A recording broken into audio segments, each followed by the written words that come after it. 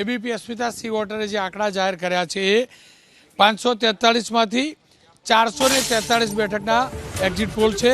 એની અંદર 443ના exit poll અત્યાર સુધીના જે જાહેર થયા છે એમાં બીજેપી ને 220થી 293, બીજેપીનો મતલબ હું સમજુ છું ત્યાં સુધી એનડીએ ગઠબંધને 220થી 293 જે 443 બેઠક આવી છે એની અંદર 220થી 293 એનડીએ ગઠબંધન અને કોંગ્રેસ એટલે કે એ આંકડો જે છે ઇન્ડિયા ગઠબંધન 105થી 146 બેઠકનું અનુમાન છે। અત્યાર સુધીના 443 બેઠકના જે એક્ઝિટ પોલ છે એની વાત કરી રહ્યો છું। જો કે અન્યના ફાળે 20થી 35 પણ મહત્વના બે પ્રદેશ યુપી, ઉત્તર પ્રદેશ, બિહાર આ બંનેનું અનુમાન આવવાનું ચોક્કસથી બાકી છે। યુપીએ માટે પણ મહત્વનું સ્ટેટ, એનડીએ માટે પણ મહત્વનું સ્ટેટ, એની ચોક્કસથી વાત કરીશું। આપની પાસેથી એટલું જાણવું છે કયા સ્ટેટમાં બીજેપીને ફાયદો થશે, કયા સ્ટેટમાં કોંગ્રેસને ફાયદો થશે?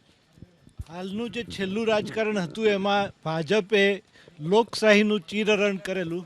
મુખ્યમંત્રી કક્ષાના એટલું જાણવું છે ક્યાં ફાયદો થશે ક્યાં નુકસાન, કારણ પતી ગઈ, ચૂંટણી ગઈ, એ આપને ફાયદા કોંગ્રેસને ફાયદો જે થશે, જેમ કે મહારાષ્ટ્રમાં સવારે ને સાંજે સરકારો કેન્દ્ર સરકારે બદલાવી, ડેમોક્રેસીને એમણે નેવે મૂકી, ઝારખંડના મુખ્યમંત્રીને પકડી લીધા, દિલ્હીના મુખ્યમંત્રીને પકડી લીધા, આ બધાને કારણે દેશમાં એક જુદું વાતાવરણ બન્યું।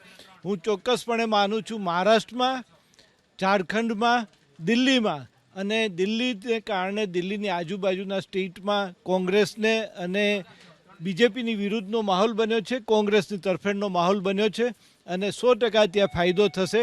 કેમ કે લોકોને જ્યારે લોકશાહી વિરુદ્ધના કૃત્યો થાય છે, સરકાર એના વિરુદ્ધના કાર્યો કરે છે ત્યારે એ ભારતની જનતા સ્વીકારતી નથી અને મહારાષ્ટ્ર, ઝારખંડ અને સાથે સાથે દિલ્હી માટેના જે અનુમાનો છે એ સાચા નથી જણાતા અને ત્યાં કોંગ્રેસને ઘણી સીટો મળશે તેવું મારું માનવું છે।